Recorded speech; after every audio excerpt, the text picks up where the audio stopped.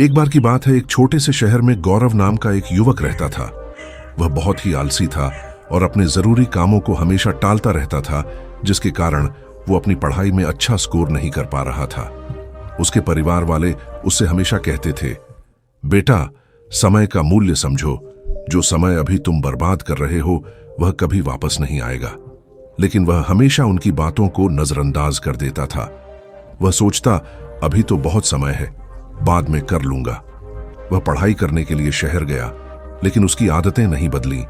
वह अपना पूरा दिन दोस्तों के साथ मस्ती करता और रील्स स्क्रॉल करता रहता। गौरव के शहर में एक बुजुर्ग आदमी रहता था जो बहुत ही बुद्धिमान और ईमानदार था। एक दिन गौरव ने तय किया कि वह उस बुजुर्ग आदमी से मिलेगा ताकि वह कुछ सीख सके। गौरव उस बुजुर्ग आदमी के पास गया। वह बुजुर्ग आदमी पेड़ के नीचे बैठकर मेडिटेशन कर रहा था। गौरव ने उसे नमस्कार किया और कहा, मेरी मदद कीजिए, मैं जिंदगी में विफल हो रहा हूं।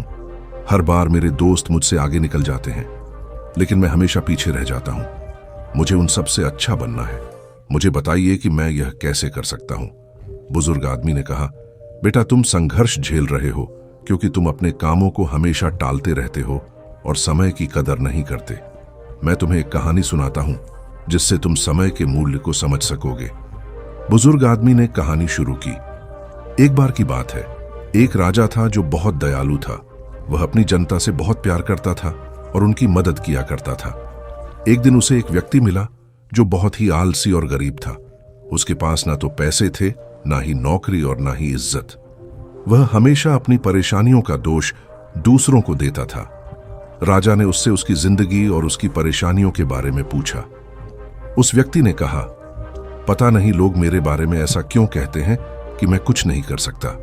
जब भी मैं किसी नौकरी की तलाश में जाता हूं, सब मुझे मना कर देते हैं। राजा को उस व्यक्ति के लिए बुरा लगा। राजा ने कहा, एक सौदा करते हैं। सूर्य अस्त होने से पहले तुम मेरे राज्य दरबार में आना और जितना सोना चांदी तुम ले जा सको उतना ले जाना। वह सब तुम्हारा होगा। आदमी बहुत खुश हो गया और राजा को धन्यवाद कहा। वह अपने घर की ओर दौड़ा और उसने अपनी पत्नी को सब कुछ बताया। उस व्यक्ति की पत्नी भी बहुत खुश हुई और कहा, जाओ और जल्दी से सोना चांदी ले आओ। उस व्यक्ति ने कहा, मैं अभी नहीं जा सकता, मैं भूखा हूं, पहले मुझे खाना दो। जल्दी से उसकी पत्नी ने खाना बनाकर उसे दिया। उस व्यक्ति ने खाना धीरे धीरे खाया। उसने सोचा, उसके पास तो बहुत समय है, खाना खाने के बाद खजाना लेने जाऊंगा। खाना खाने के बाद उसे नींद आने लगी। उसने सोचा, मैं अभी थोड़ी देर सो लेता हूं, कुछ देर बाद चला जाऊंगा। उसने सोचा कि वह थोड़ी देर ही सोएगा, लेकिन वह 2 घंटे के लिए सो गया। जब वह सोकर उठा, उसने देखा कि देर हो गई है। उसने जल्दी से कुछ बैग उठाए और राज दरबार की ओर भागा। रास्ते में धूप तेज थी, उसे गर्मी लगने लगी। उसने सोचा, थोड़ी देर पेड़ के नीचे आराम कर लेता हूं, फिर आगे बढ़ूंगा। उस समय पेड़ के नीचे हवा चल रही थी, जिससे उसे फिर नींद आ गई। इस बार वह 4 घंटे के लिए सो गया। जब वह सोकर उठा, उसने देखा कि शाम होने वाली है और सूरज डूबने वाला है। वह जल्दी से बैग उठाकर राज दरबार की ओर भागा, लेकिन जब वह राज दरबार पहुंचा तो सूरज डूब चुका था और दरवाजे बंद हो चुके थे। वह व्यक्ति बहुत दुखी हो गया। उसने अमीर बनने का एक अच्छा मौका गंवा दिया क्योंकि उसने समय के मूल्य को नहीं समझा। उस बुजुर्ग आदमी ने कहानी को खत्म किया और गौरव की तरफ देखा। गौरव के पास कोई शब्द नहीं थे। उसे अपनी गलती का एहसास हुआ। गौरव ने उस बुजुर्ग व्यक्ति को धन्यवाद दिया और घर वापस लौट गया। उसे समझ आया कि समय बहुत कीमती है, उसे बर्बाद नहीं करना चाहिए। उसी दिन से गौरव ने अपने लक्ष्यों पर काम करना शुरू किया। उसने अपनी काम टालने वाली आदत को छोड़ दिया और वह बहुत प्रोडक्टिव बन गया।